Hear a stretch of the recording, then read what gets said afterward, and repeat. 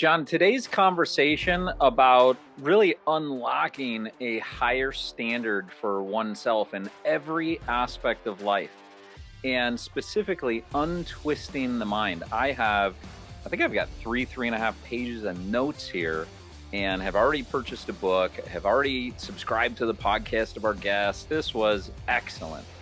Yeah, I think ultimately, Rich, we all aspire to become and create the person that we would admire in our lives. And that's a goal we all have. Today with Pete Taylor, he has a company called The Awakened Man, works with men to really find their purpose, find their value in life for themselves and what they're trying to achieve in all elements of their lives so they can be successful in all elements versus just their business. Because sometimes that doesn't necessarily lead to full happiness. And he's very generous, giving away the 3 pillars that he works on with men, giving away the 3 different environments that need to be created to unlock your best. Here's Pete. This episode is being brought to you by IOI Ventures. We all know that digital marketing is vital to our company's growth. Unfortunately, many of us entrepreneurs don't know where to start. We simply feel overwhelmed by acronyms like CTA, CRM, and GA.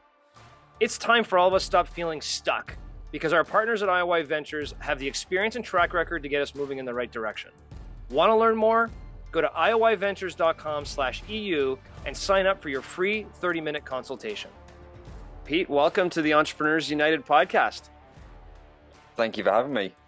Excited to have you with us. There's a lot of reasons I'm excited about this conversation. Number one is you help entrepreneurs double their business in 12 months. And right off the bat, I think we have everybody's attention on how do you do that, what's going on, and what's the thing to do there. Number two, though, most importantly, is the awakened man and what you got going on there with the awakened man and untwisting men's mind. And really need to understand a little bit about that. I think it would really help us before we jump into that to tell us a little bit about your story. So could you take a couple minutes and maybe give us like the real quick helicopter on how you became to be an expert in doubling people's businesses, but then also became an expert in untwisting minds and getting men to think straight? So, if you'd said to me 3 years ago, Pete, you will not be running your business where you got a team of 20 people. You will be coaching hundreds of men on how they can raise their standards, how they can set boundaries, how they can be more courageous, how they can show up as a loving father, husband, leader, how to be the 7-figure business owner, but be the 7-figure father, be the 7-figure husband, be the 7-figure guy who's got that amazing body. And I'd have been like, what are you talking about? I'm running a construction business over here. Like, we do architecture, I do interior design, and it's going great. Like, how would that happen? But it did. And the way that happened is actually, it like leads like absolutely onto all the work that I do with guys, and it absolutely plays a massive pivotal role in doubling guys' businesses, in getting them to earn more money. And I was always the strategy guy. It was always like, it's got to be the next strategy or the next system and the next tool and the tactic. And it wasn't. It's always the psychological stuff. It was always the deeper work that unlocks a man's potential. And then he goes, and it's like the handbrake goes down, the accelerator, it gets pushed, and then he's off. And then he goes and does some crazy things because he's actually unlocked some inner resistance that's been controlling his life for a long time. Yeah, a few years ago, this is like 2.5 years ago, I'd achieved most things that I wanted to achieve that I'd preconceived as being success in my early 20s. I had the car or cars, I had the fancy Rolex watches, I had the nice house in the countryside, I had the big team of 20 winning awards for our amazing culture and amazing projects. We owned a building in London. I had a model wife. I had all these things going on. Yeah, I remember the day very clearly. Walking through the woodland just next to my lovely home, sat in the country. I was really fucking unhappy, really unhappy. I was, albeit I'd walked that route hundreds of times. I knew the route at the back of my hand, but I felt like inside I was so lost, so lost. I felt so isolated and so lonely. And that there was like the beginning of the catalyst for like my whole life to take a massive U-turn. And that's what it did. A week later, I had the conversation with my business partner that I'm going to leave the business.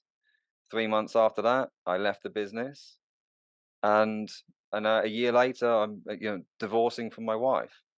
Like, there's been a huge transformational, big U-turn shift that I had to go through rather than just ignore and just suppress and do what so many guys do.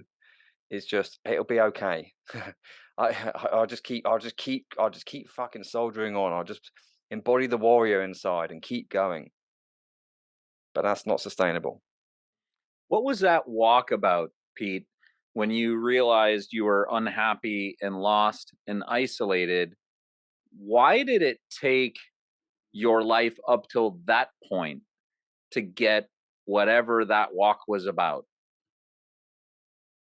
The I started to have suicidal thoughts, and it feels very strange me vocalizing that, like just saying that out loud. And it felt incredibly strange then because I'm the strong guy. I'm the guy who's always got it together. I'm the leader. I'm the CEO of my business. I've got a big team that look up to me. Got family on the way, and but for me to be having those thoughts, like there was something massively wrong. And although I had this front on that I had it all together, I was like, and when I was taking that walk, I'm like, "This, Pete, man, you can't have those sorts of thoughts. There's something up. You've got to do something about this." And I knew consciously, I knew deep down. And I think like for so many of us guys and the ladies that listen, like we know consciously what we need to do. It's just difficult making those sorts of decisions. It was difficult having a conversation with my business partner that I am or was godfather to his son, that we'd built a business over 6 years, that we were very close friends, that I'm going to leave the business. And it was really freaking difficult having a conversation with my wife that, things aren't right and I think we need to change. They're hard, and we can either face them or we can bottle them, and then it just ultimately leads us to anxiety and depression and those sorts of thoughts. I appreciate you sharing, and certainly very vulnerable. I think anxiety, depression, and suicidal thoughts. I'm sure we have entrepreneurs who can relate with those, and there's some liberation to hearing someone say those things and then have lived a life that presumably ultimately you're happy with and continuing to drive happiness with. You made a lot of changes after that walk.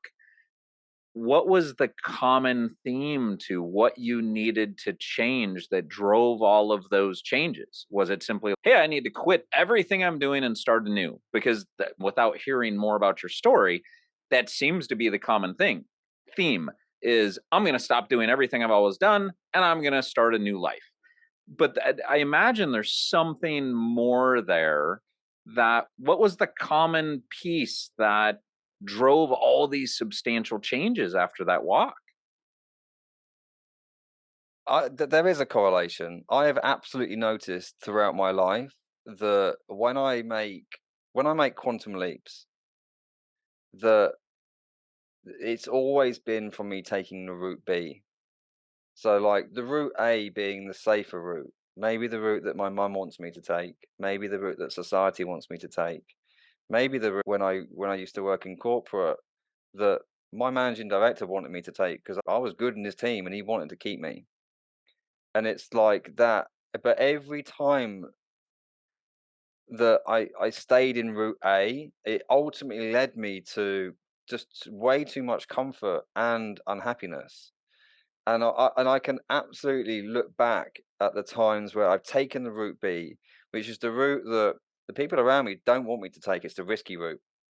It's the harder route. It's the Pete. Hang on a minute, mate. You've got a lot of good things going on. Why would you do that? It's the route that the 99% of people would not understand. It's the ballsy route. But I've seen that every time that I've taken that throughout my life, whether that was from leaving my amazing corporate career to go and build a business, or when I competed professionally in bodybuilding. And I did that in my mid-20s, that was weird. Like where I was growing up and my group of mates, that was very strange. I'm like, Pete, what the hell are you doing? You're going to go on stage in not wearing a lot and be judged, which is funny because I was bullied when I was much younger for being small. My bone and my muscle density was like 3 years below what it should have been. I got all throughout my teens. So like 16-year-old, I looked like a 12, 13-year-old. So I was always bullied for the way I looked. And then in my mid-20s, I'm up on stage being judged for the way I looked. It has been a theme that I know when push comes to shove that if I take the harder route, the route B's that I like to call them, that I do make quantum leaps, no matter how difficult it is to actually make the step to take the route. Why wasn't the comfort life a life of happiness? It's never been that for me. I don't know. I couldn't really put my finger on it, but I've like loved striving for more. And when I really think about it, I do. I love the grind. I love the long nights. I love the not knowing the answers and spending days and weeks trying to figure it out. It's never been like when I got the fancy car. It was not. It was never. Recently, I got a new fancy car, and I wanted this car for 3 years. And because I've got a lovely house where I am, and it's beautiful country roads leading up to it. It's about like 5 miles of country roads, and it's perfect to drive a Porsche. I'll be like, I'm gonna. That's the next car I'm gonna get. And I didn't want any Porsche. I wanted a proper one. I got the car recently, and I took that drive, and the drive wasn't anywhere near as great as I thought it was going to be. It wasn't what I amped it up to amped it up like internally as to what I thought it was going to be. But what I freaking loved was the journey to get to it. It was the freaking late nights. It was the like the hiring and the firing. It was the ups and the downs that ultimately have grown me as a person. That's just got me to that place where I can go and do the thing. So it's always the journey. So that life of comfort was a life of having achieved where you were aiming to go, which at that point you didn't have the journey anymore. So you found yourself probably feeling a bit empty on where am I taking things next? How am I unlocking my potential next? And it was like, well, as long as I'm going to be comfortable, there's no potential left to be unlocked, which left you really unsettled, obviously. I know from a psychological perspective that, and just as us humans are goal orientated mammals, right? We like to go towards something. When we are not going towards something, we get that itchy feet and that, oh, what's going on? Like, there's something wrong in my life. And sometimes we're going towards the wrong things. Sometimes we're just not going towards anything. And I know that then it can be the simple things that like the simple micro decisions of at 5 o'clock in the morning when I wake up that I don't go to the gym.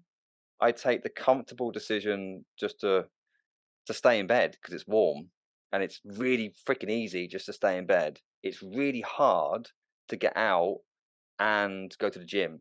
That's the hard decision. That's the uncomfortable decision. But I know if I go and do that, I feel great afterwards. Where if I don't go and do that, I do not feel great. Like me making that comfortable decision, staying in bed at 5 o'clock in the morning, doesn't make me feel comfortable later. That's on the micro, like that's like a micro thing, and you can relate that again to the food choices we make, or whether I'm going to have that hard conversation with a business partner or my wife. If I don't have the hard conversation, it's a comfortable decision. If I do have the hard conversation, it's uncomfortable, but ultimately it leads to growth. And I know this from a psychological point of view, that every time I take the comfortable decision, I am actually paradoxically uncomfortable. Every time I make the uncomfortable, harder growth decision, I'm actually comfortable because I'm feeling good.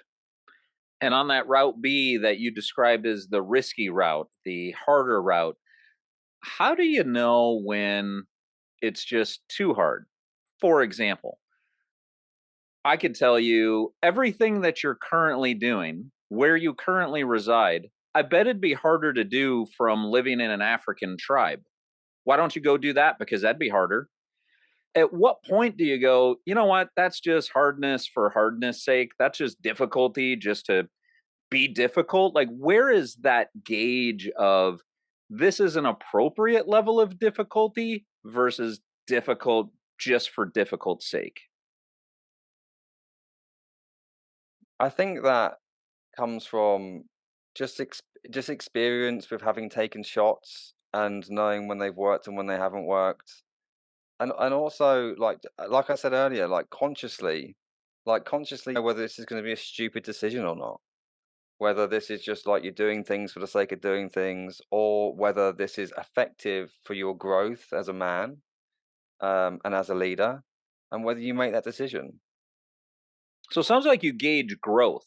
If you can perceive there's growth worthy of achieving in that difficulty, that's one of the ways to opt in. If it's, yeah, there's no growth involved in that that I can predict, that's just hard just to be hard.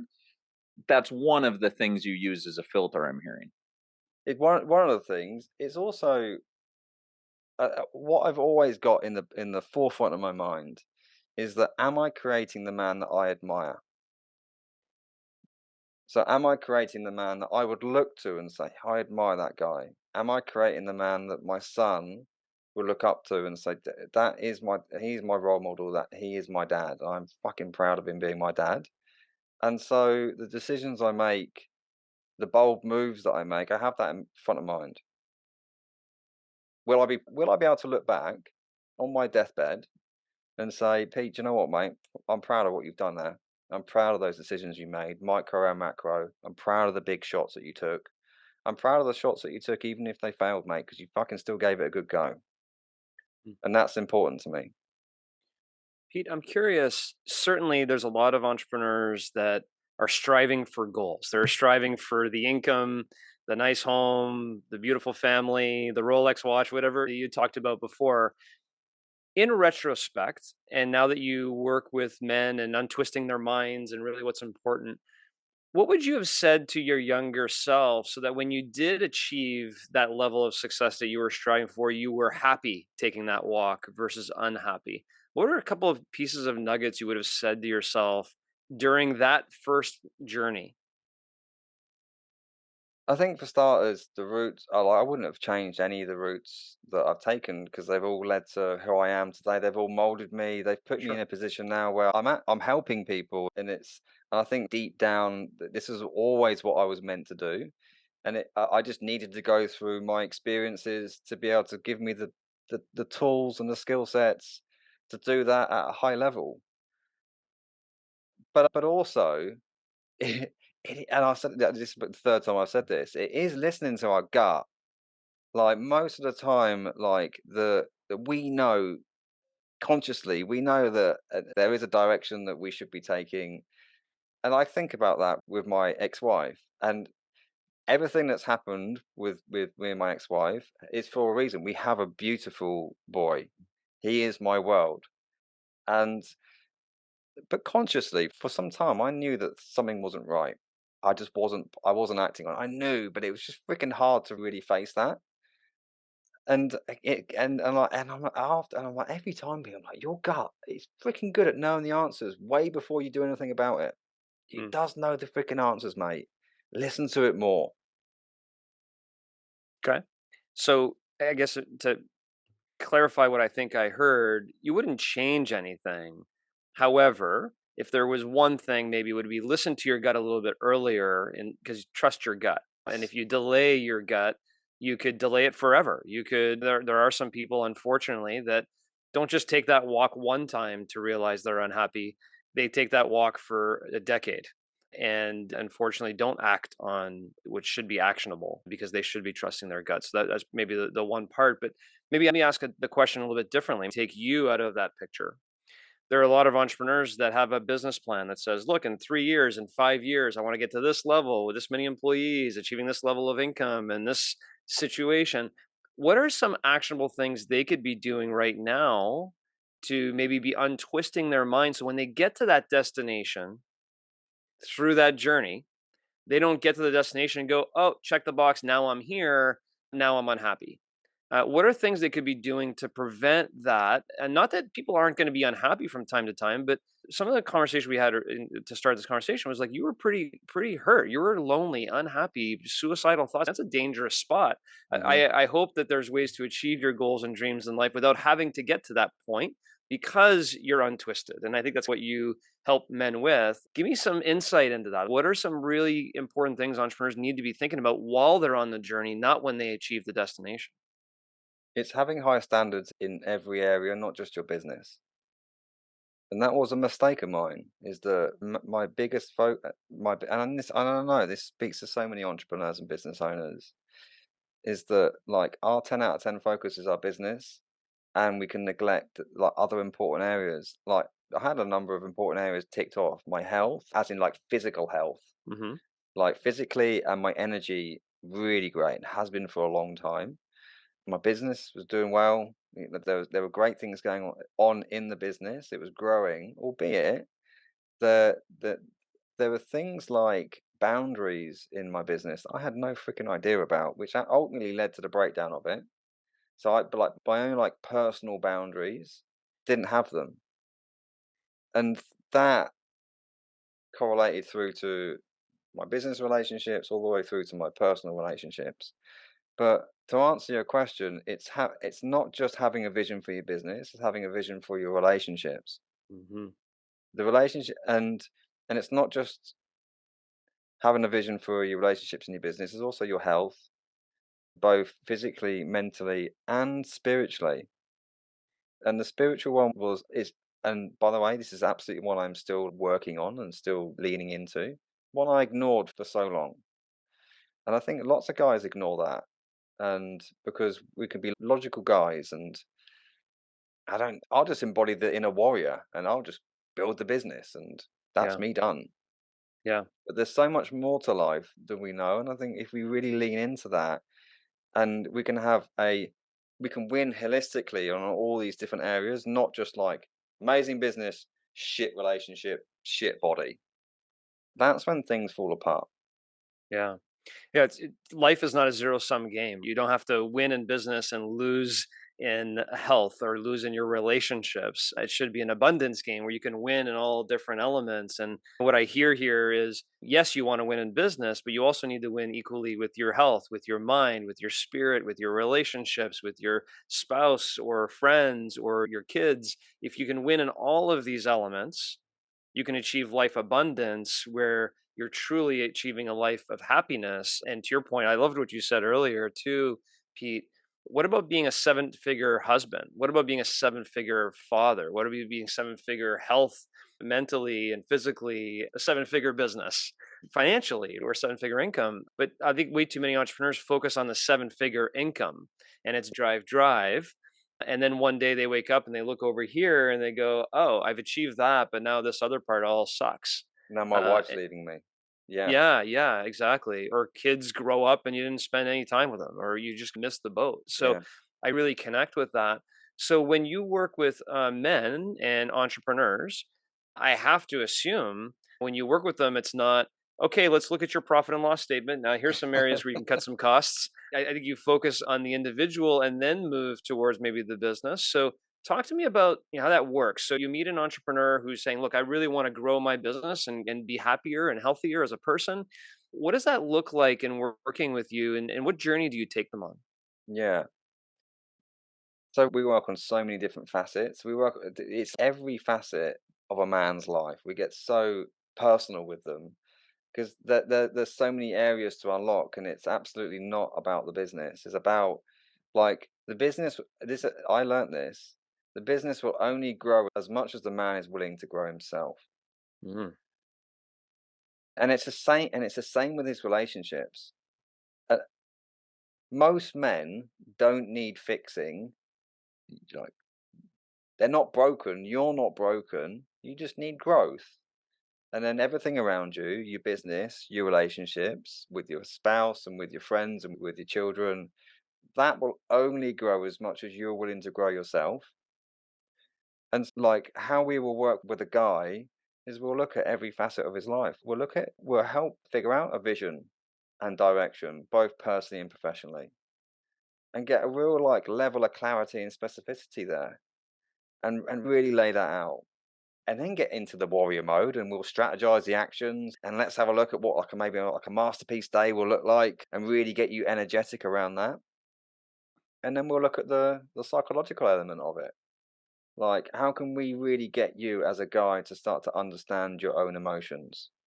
Because once you understand that, you can really figure out your behaviors and all that inner resistance that subconsciously happens. You might just not know it happens. And it's a powerful thing when a man begins to understand why he acts the way he acts and why he feels those emotions when they come up. Mm. It starts, but it's like self mastery. Yeah, and I would suppose we have a lot of female entrepreneurs listening as well, that you work with male entrepreneurs because you've walked that path and you can work with them. But I'm assuming the strategies are still the same. If you're a female entrepreneur, you need to know your life passion, your life purpose, and win on all levels of your game, not just your business. So the same principles apply in that game as well, correct? Absolutely, yeah. The same principles apply. I talk to guys. I find it easier because I'm a guy, Yeah, and I've got so much experience now working with guys. The same principles apply. We actually get our podcast, the Awakened Man, has grown exponentially over the last 3 or 4 months because we had a couple of reels go viral. They're in like I think one of them's got like 4 million views, and it's gone viral because ladies are watching it yeah, and commenting on it.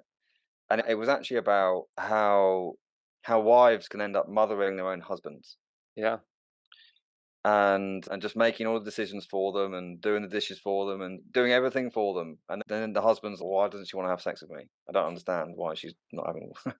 And it's because that dynamic in that relationship has changed.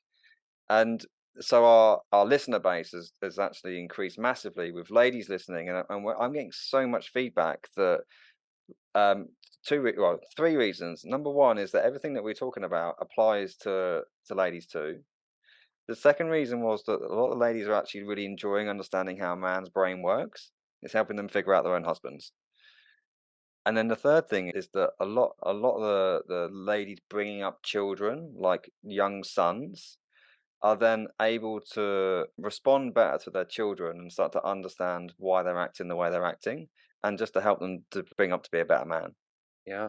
The irony of this is you provide your mentorship to males.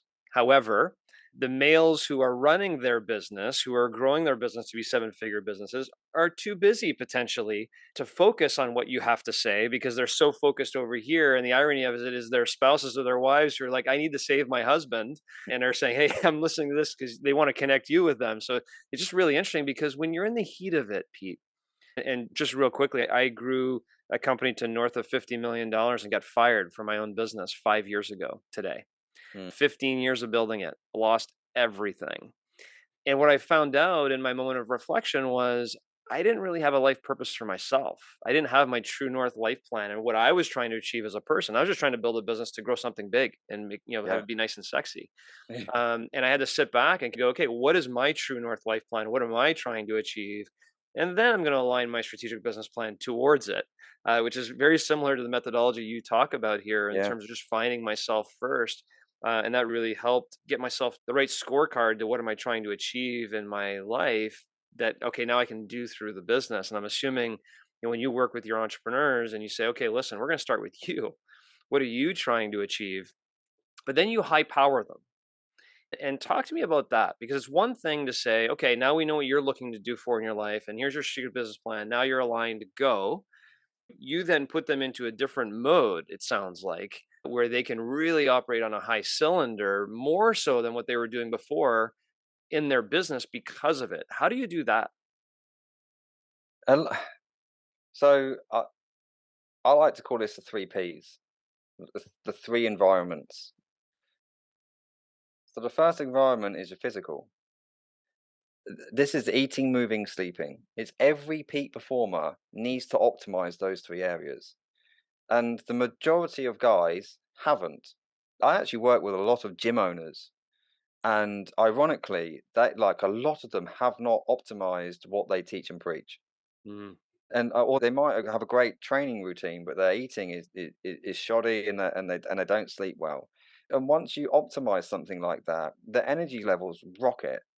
You might have a business owner who's doing great. He might be turning 7 or 8 figures, but his energy output may be like a 3 or 4 segments a day.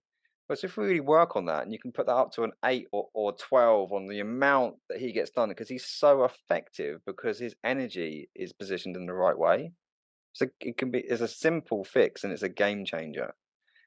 And coupled with that is the discipline of doing it. The discipline of going to bed on time and having a healthy sleep routine. The discipline of training when you don't want to train, and training consistently, training every day. The discipline of actually tracking your food and tracking your macros is difficult. All of that is difficult. It requires a lot of discipline, but like you do that time and time over and you build that muscle, it correlates back into the rest of your life. It correlates back into your business. It's now I'm disciplined in that area. I can apply that over to my business. And so I see businesses improve. The second P is what I spoke about earlier, is the psychological P. It's actually getting a man to understand what's going on internally. It's his mind. And we use certain tools here. We use shadow work. We use a number of psychological tools that help just unlock blocks, help guys to understand where they've had existing trauma or fears that have then formed beliefs. And those internal beliefs will then change the way they act or the way they don't act in many circumstances.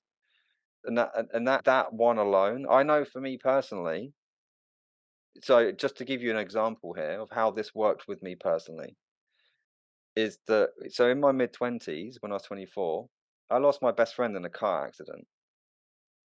And at the time, Danny, my best buddy, we would talk every day. We were so close. And then all of a sudden, one day, he didn't reply to my text message, and he didn't reply to the next one. And I called him, I left him a voicemail. Didn't That was it. And that was really traumatic. That was the first time that I've ever experienced like that sort of pain. And it took me a long time to get over. Like I cried every day for a year. And I hadn't actually cried in a very long time. I used to pride myself on being that sort of man. I was like, no, I'm a warrior. I don't do that sort of thing. What I didn't know at the time was that traumatic event had like really put the fear into me, and it gave me a belief of abandonment. The people that I love in my life would all of a sudden leave me when I didn't want them to leave me. What that led on to was that, like, relationships that I would get into, I would be shit scared that they would leave me. And so it would cause me to act in certain ways. Maybe I would be over jealous or over controlling. Or what I would do is that I'd just keep them at arm's length, not go full in because I really didn't want to be hurt. The way that translated into my business was that I let people, including my old business partner, just walk all over me and really break boundaries. And I would just do everything. I would just take it on because I was just scared that because I loved them, he would leave me. And so I'd allow all this crap to happen because I had this like internal belief that the people I love around me would abandon me. And that happened because there was a traumatic event that happened in my mid-20s. Mm. But when I realized that, when I'd started to do the work around this, and when I actually got to the bottom of that, I was like, oh, okay, that makes a lot of sense. I can see the way I've acted recently and over the last few years. And so it took it from a level 90 controlling my life subconsciously down to a level 5. Now I know when it's coming up and I can just step over it. And And that's psychological work. and then there's the third P. Thanks for sharing that. The third piece, people. Uh, this was this was the massive part for me that was missing in my mid-30s, early 30s, is the environment that I was around. I didn't really have a real supportive, high-performing environment. Just like an incubator of guys that just being part of will raise your bar, and they will support you and they will push you. They will help with accountability.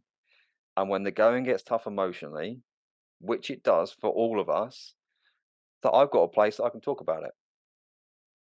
I didn't have that, and that's what we created. So those three P's is the your physical, your psychological, and your people. It's really freaking important. Hmm. Thanks for that, Pete. I want to put a couple puzzle pieces together and run them by you of my understanding of what you do. You work with men on the categories of their life, not just business, but it includes business, relationships, and health you subdefine as physical, mental, and spiritual. To pause there for a moment, are there other categories that are your standard, or is it those three with health broken down that's typically the starting point? Yeah. So the actual pillars that we work to are body, brain, and backbone. And we'll work with a guy. This was like for me, it, during my 20s, I'd figured out the body part. I looked good. My health was in great condition for a long time, and it still is now. I figured out the body part. That was like my first real mountain that I climbed over. And then the next part was brain. This is the wisdom part. This is the learning part. This is the drive.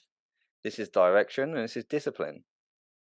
A lot of guys don't have that, or they might have a bit of discipline, but they've got no direction.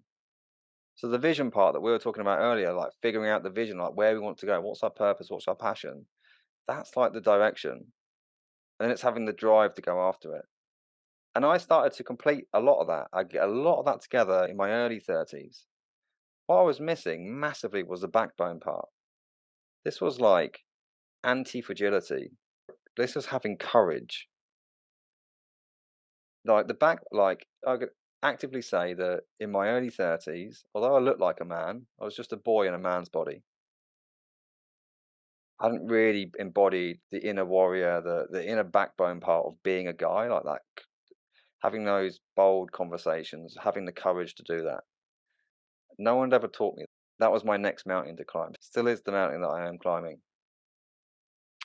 Got it. Thank you. The three pillars being body, brain, and backbone. You have defined body in eating, moving, and sleeping. Yes. In brain, you look at drive, direction, and discipline. Mhm. And then in backbone, it's really about courage. And you recommend looking at every aspect of your life. So I broke those down originally like business, relationships, and health. I think what you do then is challenge men to raise their standard. And one of the key questions you ask or encourage them to ask is, am I creating the man I admire?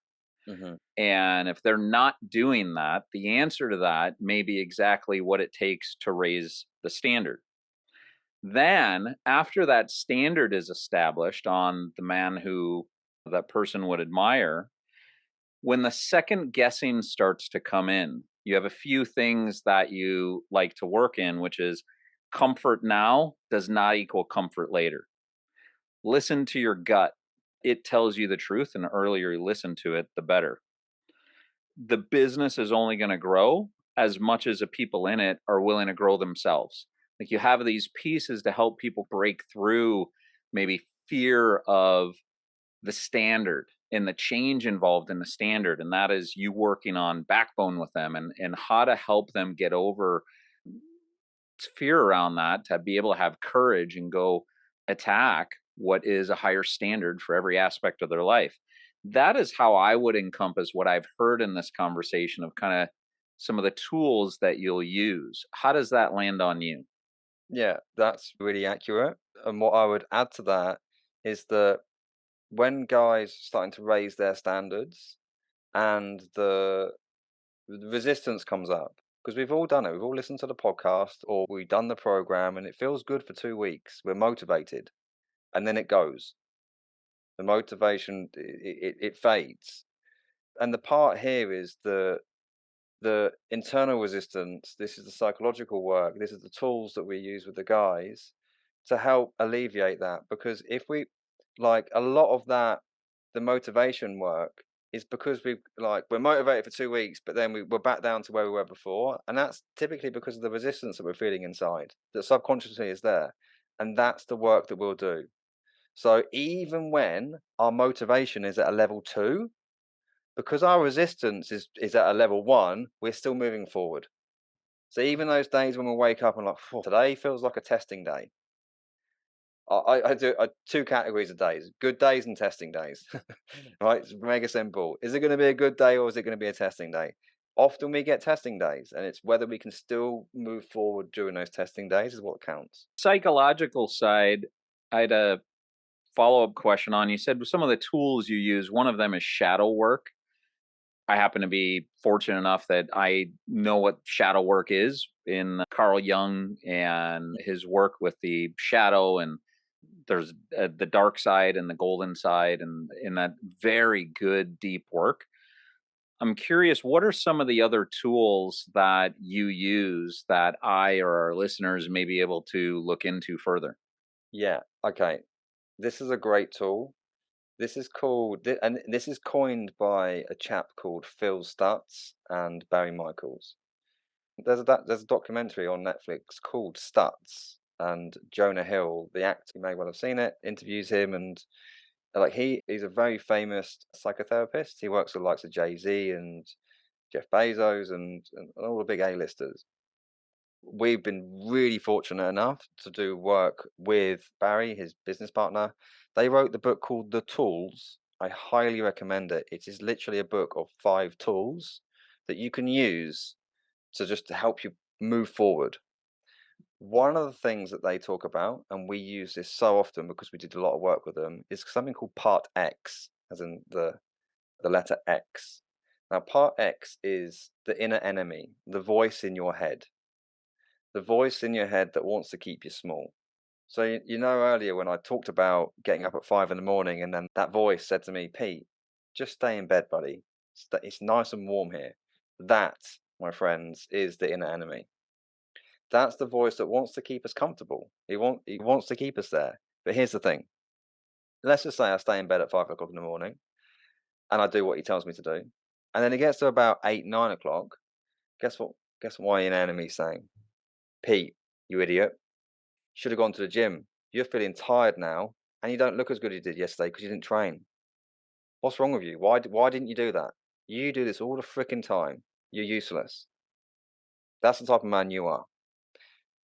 He works both ways. He's there in the morning. Pete, chill out, mate. You're good.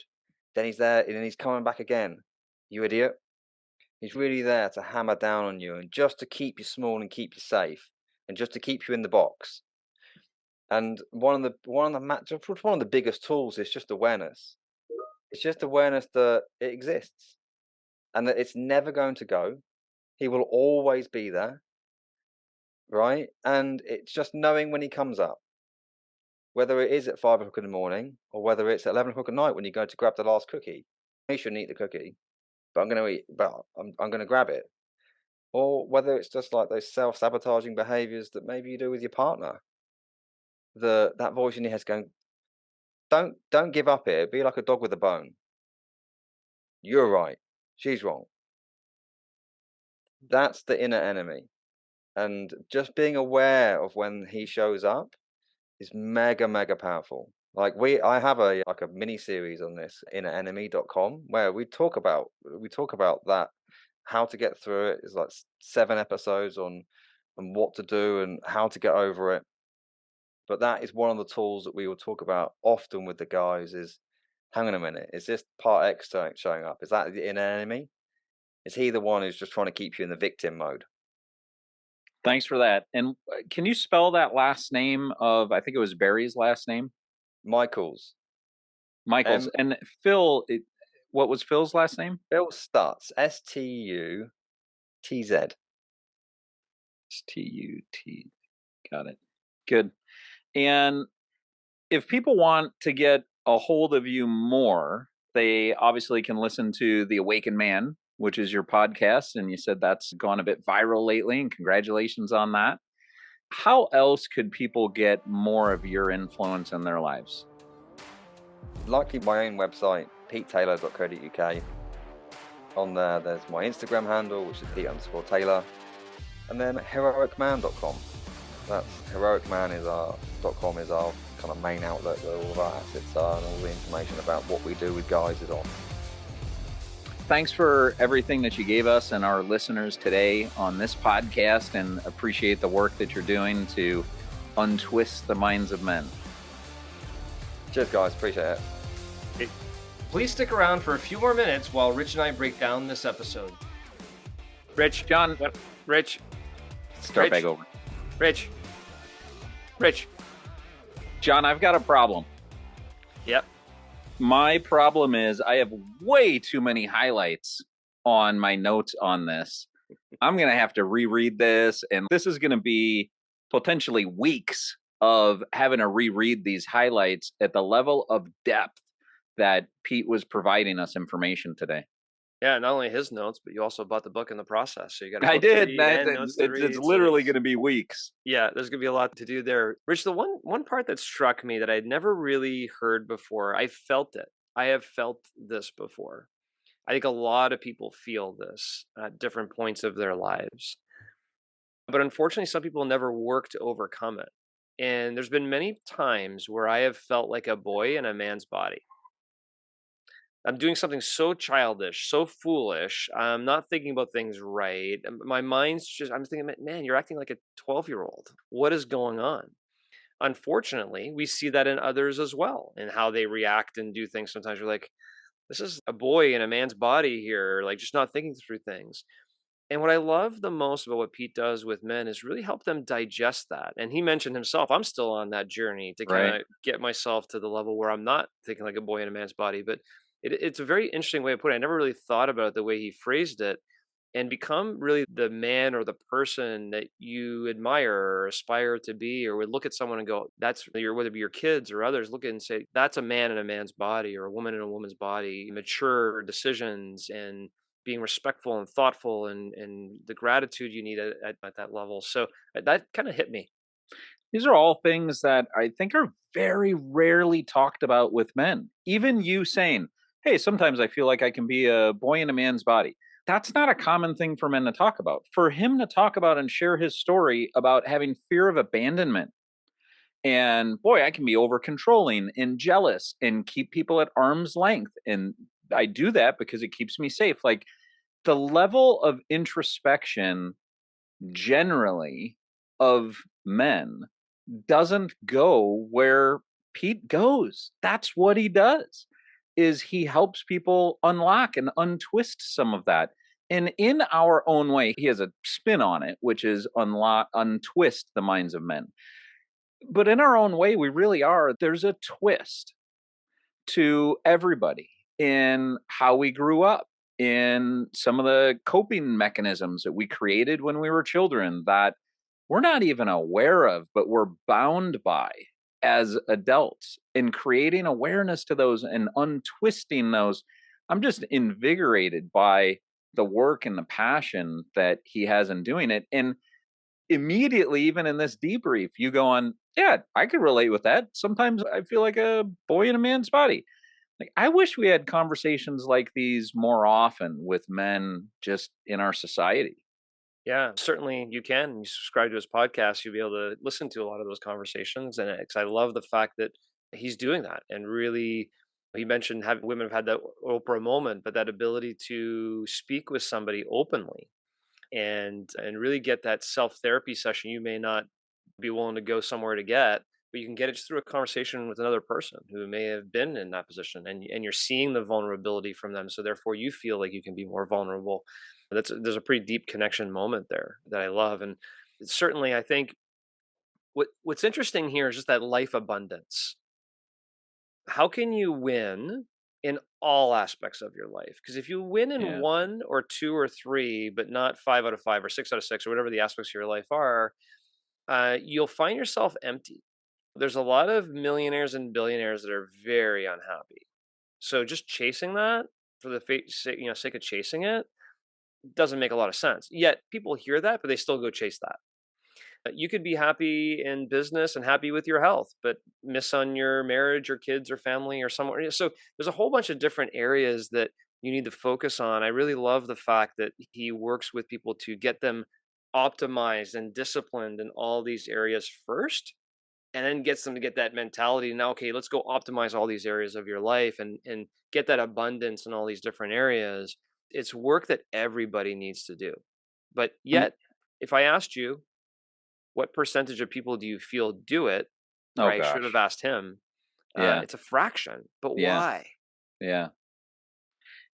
I love his take on the environments that we need to work in, the physical, psychological, and people, all of them starting with P. I had never so cleanly heard anyone describe physical as what I heard Pete describe it as. And he ripped it off. Eating, moving, sleeping. Oh my gosh, does everything fall into that or what? It sure does. Like eating, moving, and sleeping. If we could look at raising the standard in each of those three, our overall physical environment of the body we live in is better. That's going to stick with me when I think of physical goals: eating, moving, sleeping. That's so easy. He almost should coin that. I'd never heard it so cleanly put. Yeah, like it's the three B's, not the three P's as in Peter, but the three B's as in boy.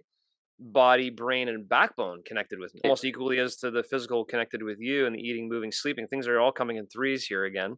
Yeah. But the body, again, eat, move, sleep. The brain, drive, direction, discipline, and the backbone, the courage. He said it differently. I wrote it differently. The courage to address conflict, or the courage to trust your gut, or the courage to not believe that you're fragile. Just having that backbone. It was so interesting that he said that, because certainly a lot of people feel like they have the good brain, the backbone, but not the body, or they have a good brain and body, but not the backbone, or other way around, right? And that backbone one too, Rich, is just another one that strikes me.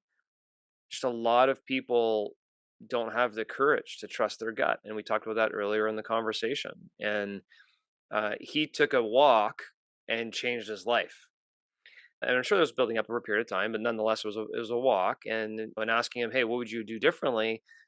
The only thing he could say, other than, "Hey, every path is done for a reason," is, "I would have trusted my gut maybe a little bit sooner, because I had these thoughts and I didn't act on them until I got to a point of true unhappiness." But there's a lot of people that never act on their gut, never address that conflict, never, even whether it be small or big, with a coworker, with a partner, with even the conflict he had with his partner. He had mentioned just his insecurity led to him potentially not having a great relationship with his partner, but I doubt that his insecurity also led to him not addressing the conflict. So conflict resolution is so important, even whether it be a marriage, whether it be your kids, whether it be a partner, whether it be an employee. I feel like addressing conflicts sooner and quicker, because you have a gut that something's wrong, can lead to a lot more happiness down the road versus just holding it. And we didn't talk about that as much, but I'm just reflecting on it now. And you talked about the courage to do it. And now you're talking about the courage to have the conflict. That comes into that third environment, which is people. And he subdefined that as having a supportive, high-performing environment and taking a good, honest look at the people in our lives. Are they supportive? And do they create a high-performing environment for us? And having the courage then to have that conflict that you speak of and to create that environment for ourselves is a responsibility we all have.